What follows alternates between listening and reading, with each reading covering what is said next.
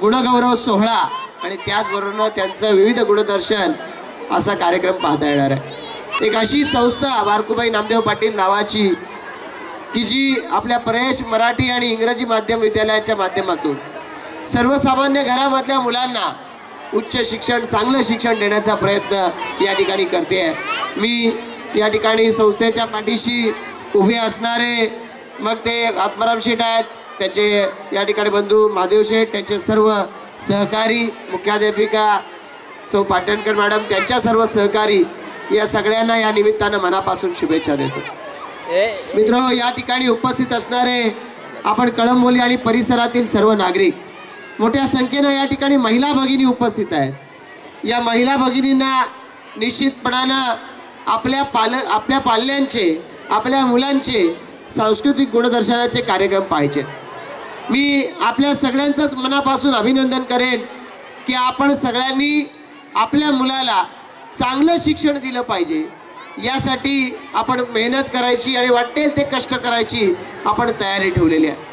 महाराष्ट्राच्या कानाकोपऱ्यातून या कळंबोलीच्या परिसरामध्ये राहायला आलेली मुलं आहेत, आपण सर्व नागरिक आहात। आपल्या सगळ्यांच्या माध्यमातून या कळंबोलीचा विकास होत असताना तुमची आमची सगळ्यांची इच्छा आहे की आमची पुढची पिढी ही आमच्यापेक्षा जास्त चांगल्या स्थितीमध्ये गेली पाहिजे, आमची पुढची पिढी ही आमच्यापेक्षा जास्त सुशिक्षित सुसंस्कृत बनली पाहिजे, यासाठी आपण सगळ्या जणांचा हट्ट असा आहे। आणि म्हणून मुलांच्या वरती चांगले संस्कार घडून घेण्यासाठी आपण सगळेजण निश्चितपणानं प्रयत्न करताय। आपल्या मुलांना आपल्या संस्कृतीमधले चांगले चांगले धडे देण्याचा आपण सगळी मंडळी प्रयत्न करताय आणि यासाठी ही प्रयश मराठी आणि इंग्रजी माध्यमाची शाळा ही निश्चितपणानं प्रयत्न करते आहे।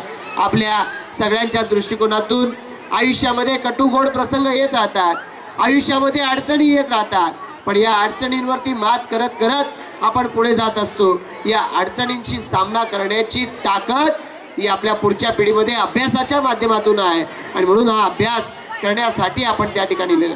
आपण सर्व मंडळी ही वारकरी परंपरेतली, भाविक परंपरेतली मंडळी आहात। संत ज्ञानेश्वरांचे, संत तुकारामांचे या ठिकाणी ओव्या, अभंग हे वाचत वाचत हे आपण आपल्या आयुष्यामध्ये या ठिकाणी तरुणाईपासून आता ज्येष्ठत्वाकडे मार्गक्रमण केलंय आणि म्हणून या संत ज्ञानेश्वरांनी या ठिकाणी ज्या पद्धतीने अगदी लहान वयामध्ये सिद्धी मिळवली, ही सिद्धी मिळवण्यासाठी त्यांना अवघ्या वयाच्या 16व्या वर्षी त्यांना मिळालं। परवाच या ठिकाणी आमच्या एका सहकार्याने सांगितलं की संत ज्ञानेश्वरांना जे वयाच्या 16व्या वर्षी मिळालं ते चांगदेवांना मिळण्यासाठी 1600 वर्ष जावी लागली। आज या वयाच्या या ज्ञानाच्या मध्ये इतकी जादू आहे की ज्ञानाच्या आधारावरती जग पालतं घालू शकतो। ज्याच्या कुटुंबामध्ये त्याच्या 5 पिढ्या शिकलेल्या नव्हत्या, आपल्या ज्ञानाच्या जोरावरती आणि ज्ञानाच्या आधारावर मिळवलेल्या विद्वत्तेच्या जोरावरती अशी माणसं श्रीमंत होताना आपण पाहतोय। बिल गेट्स नावाचा अमेरिकेतला एक खोडकर मुलगा, हा बिल गेट्स नावाचा मुलगा हा या ठिकाणी त्याचे आई वडील सर्वसाधारण परिस्थितीमधले, पण त्यानं कॉम्प्युटरचं नॉलेज, कॉम्प्युटरचं ज्ञान मिळवलं आणि आज जगाच्या कॉम्प्युटर क्षेत्रामध्ये सर्वात श्रीमंत माणूस म्हणून त्या बिल गेट्सचे नाव घेतलं जातं। आणि आज असा बिल गेट्स आज आपल्या सगळ्यांच्या पुढे, मग आपण घरंदाज असलो पाहिजे, श्रीमंती घरंदाज असली पाहिजे, पिढीजात असली पाहिजे, याच्यावरती एक समज खोटे ठरवण्याचं काम ही अशा पद्धतीची माणसं जगामध्ये करत असतात। आणि म्हणून अशी पिढी ही आपल्याला या ठिकाणी पुढच्या कालावधीमध्ये पुढे न्यायची आहे। यासाठी या शाळेचे सर्व शिक्षक, सर्व शाळेचे संचालक हे प्रयत्न करत राहतील। आत्माराम शेठच्या माध्यमातून या कळंबोली वासियांना सर्व पद्धतीची सोयी सुख देण्याचा प्रयत्न हा सातत्याने केला जातोय। वेगवेगळे सामाजिक उपक्रम वर्षभर सातत्याने सुरू असतात आणि त्याच्या माध्यमातून अनेक लोक जोडण्याचं काम हे आत्माराम शेठ या ठिकाणी सातत्याने गेली अनेक वर्ष या कळंबोली वासियांसाठी करतायत।